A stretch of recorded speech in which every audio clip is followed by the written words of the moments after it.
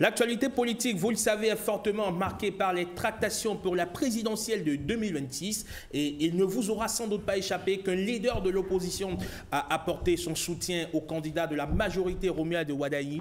Léon Basile Ahossi du parti Les Démocrates a fait, semble-t-il, le choix du cœur. Comment la mouvance accueille ce revirement? Et tiens, comment est-ce qu'elle accueille la mouvance et analyse aussi les récriminations, on va dire, vis-à-vis du quitus fiscal, le parti de l'ancien président Boni Yayi, pour qu'il ne soit pas pris, le quitus, comme disent-ils, une arme d'exclusion, revendication légitime au coup de pression.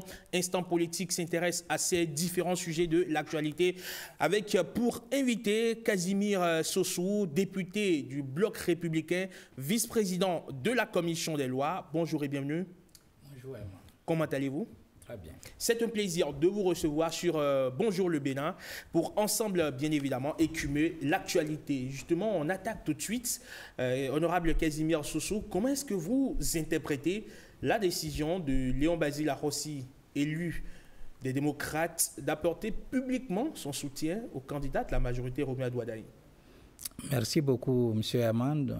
D'entrée, je tiens d'abord à saluer les téléspectateurs de Bénin TV et qu'il me soit également permis de remercier le chef de l'État, son Excellence M. Patrice Talon, pour son leadership éclairé et qui est le chef de la majorité présidentielle dont nous sommes membres.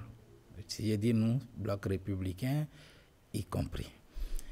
Alors, pour en venir à votre question, le président Léon Komlan Ahossi, son attitude ou sa déclaration n'a pas surpris ceux qui ont l'habitude de l'observer. D'abord, je vais commencer par dire le président Léon Ahossi est un homme libre et de conviction. Pour avoir milité avec lui dans l'ancienne Union fait la Nation, je me rappelle comme si c'était hier, Léon Basile Ahossi avait craché sur une proposition de portefeuille ministériel sous l'ex-président, le président Boni Yayi, c'est dire tout le caractère de l'homme. Alors, membre de l'Union fait la Nation et parti d'opposition au régime Boni Yayi, l'homme a refusé d'être ministre pour quitter ses camarades. C'est dire combien il est homme libre, totalement libre. Deuxième fait qui caractérise Léon Basile Ahossi, parce que je rappelle ça pour dire, cette décision n'est pas tombée du ciel. Alors que on abordait la réforme du système partisan au détour d'une émission, le président Léon Basile Ahossi a dit pour lui, pour que vraiment le Bénin se développe, au niveau des partis politiques, il ne faut pas qu'on aille au-delà de 3. C'est sans langue de bois. Il est aujourd'hui membre du parti, les démocrates, donc parti de l'opposition. Cela ne l'a pas empêché de faire ces affirmations pendant que d'autres pensent que la réforme du système partisan est antidémocratique. Troisième fait majeur qui caractérise l'homme Léon Basile Ahossi, c'est son vote positif à l'Assemblée nationale en faveur du budget général de l'État, exercice 2024, donc le budget a été voté fin 2023, où il a émis un vote favorable au budget général de l'État, pendant que ses pairs du groupe parlementaire Les Démocrates avaient tous voté contre. Ça montre toute la liberté de l'homme. Et pour ceux qui l'ont tassé de traître et tout, il est descendu sur une radio de la place, donc dans le mono, pour tenir une émission et expliquer son vote. Il dit, il tient son mandat de sa base et le budget général de l'État exercice 2024 a prévu le bitumage des routes de sa circonscription électorale. Grand Popo à Tiémé, donc la route à Djaha Kondjiouba, Atiémé, Adormou, Lokossa, tout ça, que lui ne peut pas être représentant de ces populations-là et aller voter contre ce budget. Donc, ces faits, je les rappelle pour montrer le caractère de l'homme et toute sa liberté et sa conviction. En 2016, ça n'a pas surpris non plus quand le président Ahossi a rappelé ses liens historiques pour soutenir le candidat Zinsou. Donc aujourd'hui, que le président Ahossi déclare son soutien au candidat de la majorité présidentielle, Romuald Wadani, cela ne surprend, en tout cas les observateurs avertis que nous sommes. Et M. Léon Komlan Basile Ahossi a été tout le temps un homme libre et de conviction. Alors, il a dit dans une émission sur une télévision, une web TV, notamment Matin Libre TV, qu'il a reçu, Léon Basile Ahossi affirme que son cœur reste démocrate, tout en affichant justement son soutien au candidat du pouvoir. Est-ce qu'on peut être réellement dans l'opposition et en même temps adouber un candidat de la majorité? Oui, je vais clarifier tout de suite. C'est vrai, je ne suis pas dans sa pensée, mais le président Léon Ahossi est clair. Il est député en exercice et il dit, même il a tenu une réunion avec sa base le week-end pour dire qu'il sera candidat sur la liste des démocrates très prochainement et que donc il reste au parti. Mais il faut scinder les deux élections. Nous avons, dans un premier temps, les élections législatives et communales. Et donc, si les candidats aux législatives, comme il l'a affirmé, c'est tout à fait normal qu'il travaille pour son parti, pour se faire élire lui-même. Mais il a remarqué également que l'élection présidentielle se tient, donc le premier tour, le 12 avril 2026. Et donc, entre le 11 janvier 2026 pour lui-même et le 12 avril pour le candidat Romuald Wadani, c'est tout à fait cohérent qu'il soutienne Romuald Wadani de tout son cœur et qu'il travaille pour l'élection du candidat Romuald Wadani. Donc tout est cohérent selon moi. Est-ce que, on va dire, l'inverse n'aurait pas fait débat? Qu'un soutien de la majorité présidentielle adoube un candidat de l'opposition? Vous savez, c'est vrai, ça peut faire débat, mais ça dépendra aussi des personnes, des personnalités. Si vous avez un caractère, disons, cartésien, rectiligne, cela ne surprend pas pour ceux qui observent. Il y a des gens dont peut-être des déclarations peuvent prêter à confusion ou à débat, mais ce n'est pas le cas pour Léon Komlan Basile Ahossi. Il a évoqué aussi, on va dire, une pression de sa base, parce qu'explique-t-il, depuis 2007, il est de la gauche, on va dire de l'opposition, et sa circonscription ou sa base électorale estime aujourd'hui qu'il est de bon ton, qu'il puisse enfin s'accorder avec les idéaux du pouvoir pour pouvoir bénéficier sans doute des grâces donc, du prochain pouvoir. Est-ce que quelque part, ce n'est pas, on va dire finalement, un choix guidé? Oui, mais quel mal y a-t-il pour un député, un élu, d'écouter sa base? Il n'y a aucun mal à cela. Si le président Ahossi affirme que sa base lui demande à rejoindre la majorité présidentielle et qu'il a écouté sa base, je vous ai donné plus haut l'ordre des élections. S'il n'écoute pas sa base, alors qu'il se présente devant la base le 11 janvier, lui-même il connaît le résultat. Va-t-il être lui-même candidat aux législatives sur la liste des démocrates ou sur une liste de la majorité? Non. Si on s'en tient à ses propos, il dit qu'il sera sur la liste des démocrates. Est-ce que vous ne trouvez pas là une forme d'incohérence? Du tout pas. Être élu député sur une liste de l'opposition et adouber un candidat de la majorité pour la présidentielle? Non, pas du tout, parce que c'est tout l'homme. Il est libre, je le dis. Les traits caractéristiques de Léon Ahossi, c'est la liberté d'expression et puis homme de conviction. Donc, il est totalement libre et il est convaincu que oui, lui peut être député des démocrates et soutenir le candidat Romuald Wadani, qui pour lui reste le meilleur casting pour le développement, pour poursuivre le développement de notre pays. Donc, c'est tout à fait cohérent. Est-ce que ce n'est pas un désaveu aussi pour son parti politique? Ce n'est pas une façon presque subtile de dire, dans mon parti politique, je ne vois pas de tête aussi brillante que celle de Romuald Wadani. Donc, je préfère me rallier à Romuald Wadani, qui est une mécanique intellectuelle manifestement implacable.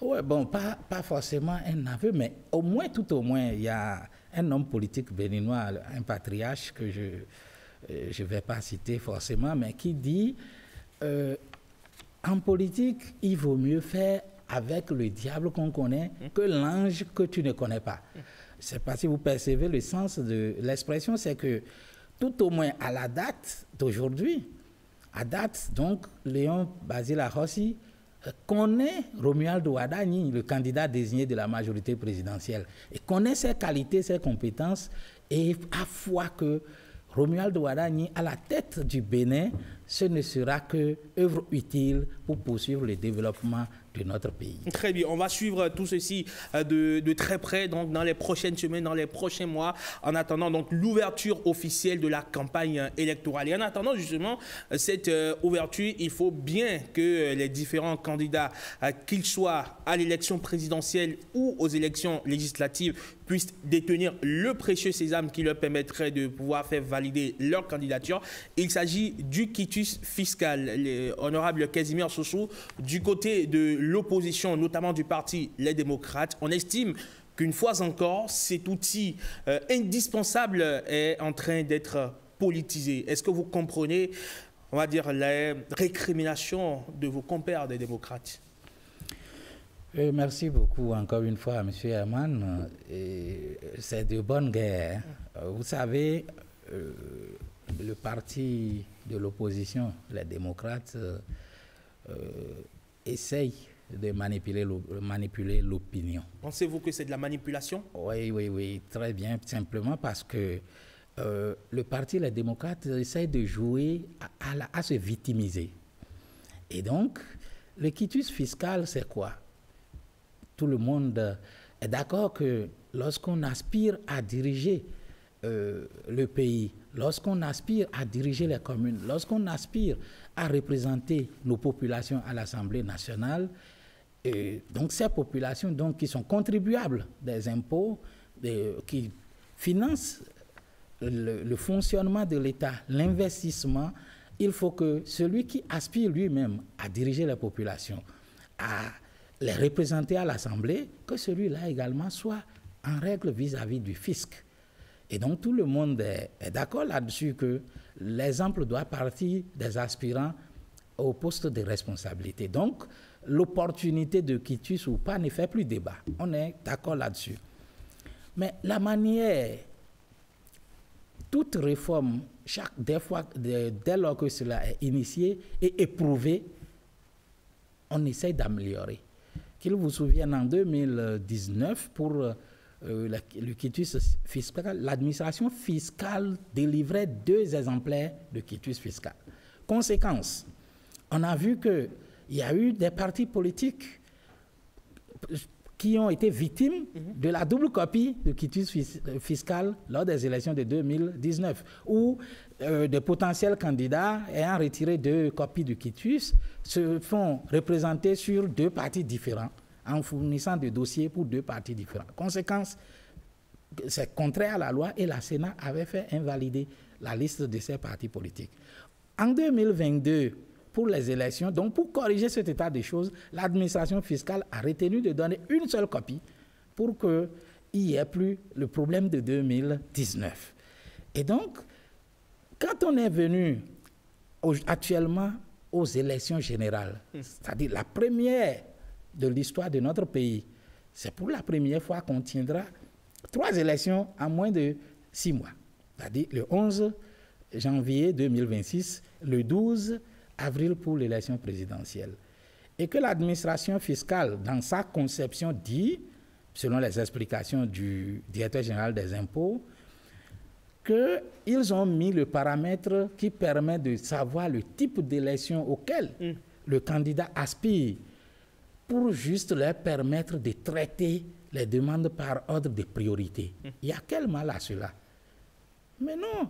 Et c'est pour ça que quand la doléance est partie, il a reçu le parti Les Démocrates, je parle du directeur général des impôts, il a fait droit à leur demande. Absolument. Et ça montre tout simplement qu'il n'y a aucune mauvaise foi derrière. D'autres pourraient dire aussi que ça montre la pertinence de ce que réclamaient les démocrates. Ce n'est pas que c'est pertinent. Il faut comprendre pourquoi l'administration fiscale avait mis dans son paramétrage le type. Il l'a expliqué. Parce que candidature pour l'élection présidentielle, c'est du 12 au 14 octobre. Donc, c'est la première série. Suivra le dépôt des candidatures pour les élections communales dans la dernière décade du mois d'octobre. Et puis, en novembre, les législatives. Donc, les élections, les dépôts, les dates de clôture n'étant pas fixées à la même période, l'administration fiscale avait mis ça pour essayer de traiter par ordre de priorité. Mais il y a l'explication rationnelle, l'explication cartésienne propre à la direction générale des impôts, mais il y a aussi la lecture politique que fait le parti d'opposition, les démocrates, qui estiment que c'est une façon de pouvoir identifier peut-être certaines têtes qui ne plaisent pas et de leur barrer la route. Je vais vous dire, législateurs que nous sommes au niveau de l'Assemblée nationale, nous avons également un regard sur ce dossier de quitus fiscal. En 2019 et 2022, je rappelle l'histoire parce que chaque fois que la législation évolue, il faut comprendre les raisons qui fondent cette évolution. L'administration fiscale, quand les gens soupçonnent le blocage ou l'exclusion, dans leur approche en 2019 et 2022, si un man sollicite le quitus fiscal, on lui dit, oui, vous avez une maison à Calavi, vous n'êtes pas encore à jour de vos impôts au niveau de Calavi. Vous payez, vous demandez encore que vous êtes maintenant à jour. C'est alors que le système révèle que vous aviez une autre maison à Porto-Novo. On vous dit qu'il faut aller payer pour la maison de Porto-Novo. Vous finissez, on vous dit, non, mais votre parcelle qui est à Paracou, vous n'aviez pas payé.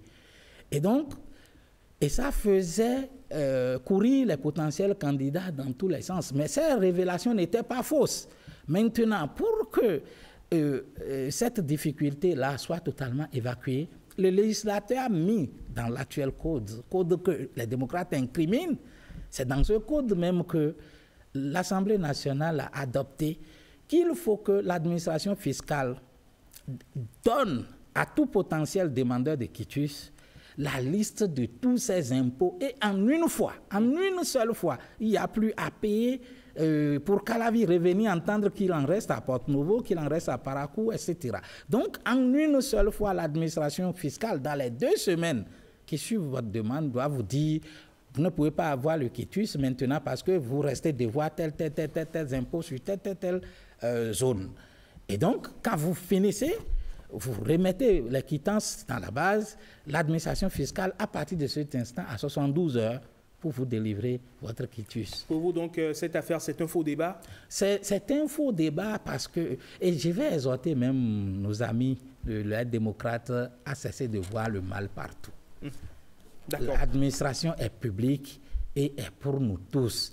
Il n'y a pas une administration pour l'opposition et une administration pour la mouvance. Peut-être qu'on se retrouve de l'autre côté, on ne voit pas les choses de la même façon que vous les percevez.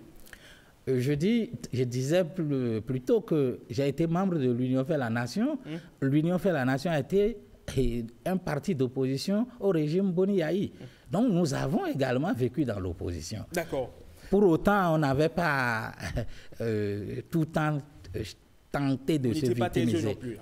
Non, mais on faisait des contre-propositions. D'accord, très bien. Sûr. Alors, le candidat de la majorité présidentielle sera investi, donc le duo sera investi le 6 octobre prochain, le 4 octobre prochain du côté de Paracou. Il sera avec sa colistière, l'actuelle vice-présidente de la République, Mariam Chabi Talata Zimé Yerima. Quelles sont les raisons qui ont milité, honorable Sossou, en faveur de son maintien?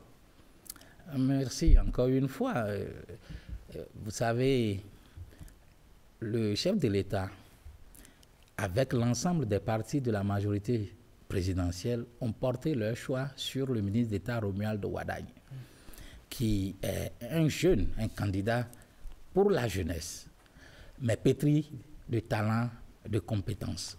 Et là, jusque-là, vous avez vu que depuis que le nom est sorti, on n'a que des félicitations des personnes averties, des personnalités averties et qui ont occupé de très hautes fonctions dans ce pays, qui trouvent que ce casting est le meilleur pour notre pays. Eh bien, donc, à côté de cette jeunesse, la majorité présidentielle a trouvé qu'il faut une deuxième voix qui incarne l'expérience d'un certain âge. Et en plus de ça, le clin d'œil, le chef de l'État y tient particulièrement à la promotion de la femme. Je ne sais pas si vous avez fait la remarque depuis son arrivée.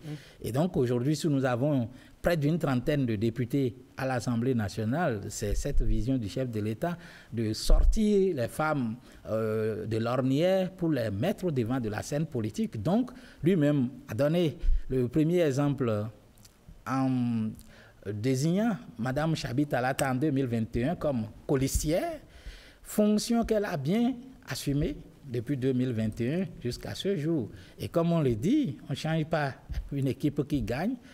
Et donc, les partis de la mouvance ont trouvé juste de reconduire Mme Chabi Talata, qui incarne des valeurs certaines pour la société béninoise. Pourquoi le choix de Parakou?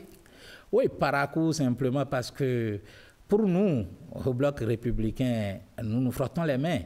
Vous savez, le 8 décembre 2018, le parti Bloc républicain a été mis sur les fonds baptismaux à Parakou. Et pour nous, c'est retour à la source. D'accord. Un retour à la source qui permet... Qui a choisi Parakou? Eh bien, c'est le comité conjoint. Vous savez, quand on dit le candidat de la majorité présidentielle, ce n'est pas que le Bloc républicain. Vous avez l'Union progressiste, le Renouveau, vous avez la Renaissance nationale, vous avez Moël Bénin. Donc, c'est le comité paritaire qui a choisi Parakou. Et Parakou est un symbole pour nous au Bloc républicain.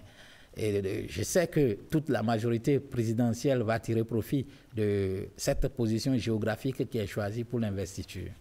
Merci beaucoup à vous, honorable Casimir Sosso. Vous êtes député du Bloc républicain, vice-président de la Commission des lois. Avec vous, donc, on a fait le tour d'horizon de l'actualité. Vous passez une excellente journée du lundi et à très bientôt. Merci beaucoup. Je vais juste lancer un dernier appel à toute la majorité présidentielle et au-delà, les confessions religieuses, acteurs de société civile, à se ranger du côté du duo. On n'est pas encore en période de campagne électorale, donc dès lors que la campagne électorale sera ouverte, eh bien vous pourrez passer vous pouvez faire tous les appels que vous voulez, mais pour le moment on va s'en tenir donc aux analyses de l'actualité politique. Merci donc une fois encore, honorable Casimir Sosso.